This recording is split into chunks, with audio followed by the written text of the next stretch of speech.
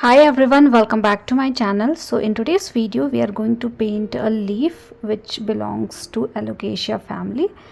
It has multiple leaves, multiple varieties of leaf. So we are going to paint one of them, and for that you need a nice leaf shape, little pointed from the tip, and from the base it is divided. So first take all your time to create a leaf shape like this, and you can also add a stem which is coming from the back, not from the base of the leaf.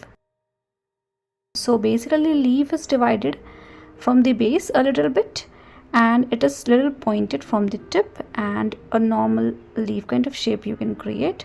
So do it until you're satisfied with the structure overall, and then we're going to switch to the watercolor.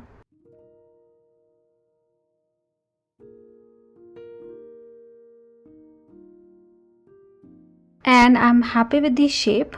Now you can create few vines. So you can create the center line, and then you can create multiple sublines like this, left and right. So roughly you can do these kind of things, and if you have a reference photo, just follow that and create some curve connecting these sublines. So these are the things that we need to create. So I'm happy with the overall structure, rubbing the unwanted pencil mark. Now we can start with the watercolor.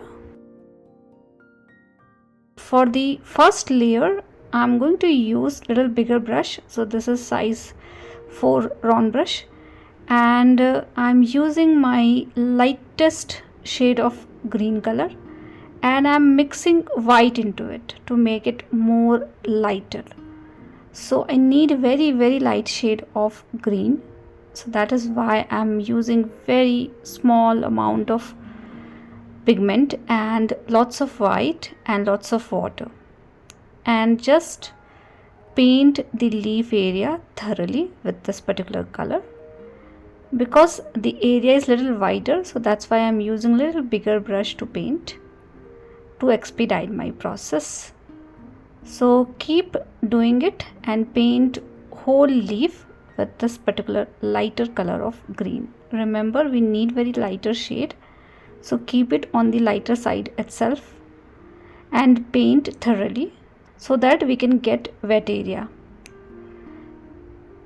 In the next step we need wet on wet technique, so it is better to paint it with the help of this particular color throughout, so that we also get the color plus we also wetten the area.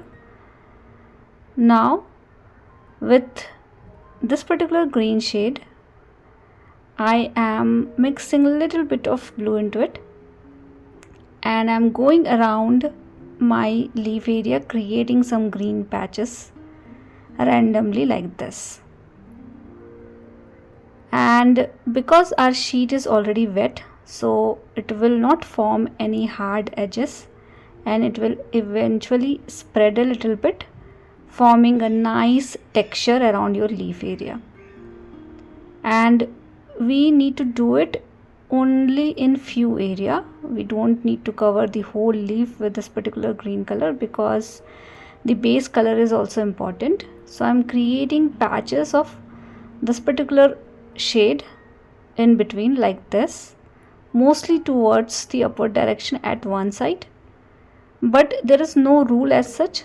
You can see variation in these kind of leaves, so you can have your own patch of green like these, like I have created. Now I'm mixing more cobalt blue into my green to make it on the darker side, and then around the green patches that we have created, I am going and creating few more patches with darker color. But remember, we are not hiding the lighter shade of green that we have created, so we should create these patches on the smaller side. So create these patches onto the smaller side so that you can see the lighter shade as well, and you can see the darker color as well. So basically as of now I can see all the three colors, lighter shade, darker shade, and the lightest shade that we have used for the base. And likewise we have created multiple patches of darker green, lighter green, like these. And how beautiful this leaf is, right? I like to have these kind of leaves, and I have already painted multiple leaves in the past as well, so you can definitely refer to my unique leaf playlist for other leaves as well. And creating multiple patches, you can also use dry brush technique to paint some rough patches of green.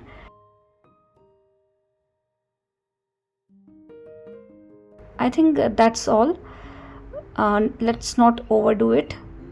And I'm happy with the overall color, shape and size of my leaf.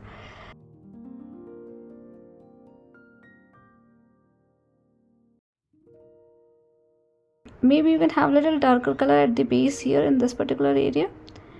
Also we need a stem, so create a stem with the help of green color. And you can keep it like this as well. The only thing is pending is creating vines, but sometime I like to create background as well. So for this particular leaf I am adding a little background with the help of blue color. So I'm using ultramarine blue color, very diluted ultramarine blue color, to create a background, but this is totally optional. If you like to have something like this, then go for it. Otherwise skip the background part, and then you can directly jump into the vines. So this step is absolutely optional. If you like it, then only do it. And just with the help of clean water, dilute the edge so that it will not form any hard edges.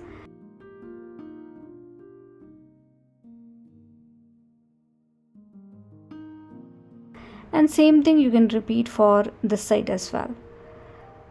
So you will get a background. You can do the same thing with the lighter shade of gray color as well, although I'm using lighter shade of blue.